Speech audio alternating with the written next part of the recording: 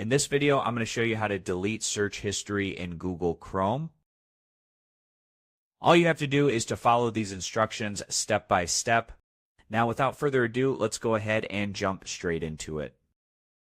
Now, the first thing we need to do is to open up your Google browser. Then go ahead, click on the three dots location at the top right. Then click on History. As you can see, just hover over it. Then go ahead at the left. Click on History, which is Control H. As you can see, here is the history you have. Just go to the left again, then click on Delete Browsing Data. After that, this window will pop up for you. You can select the time range, all time, or 7 days, or whatever you want. In my case, I'm going to select all time. You can select if you want to keep images and files, then click on Delete Data.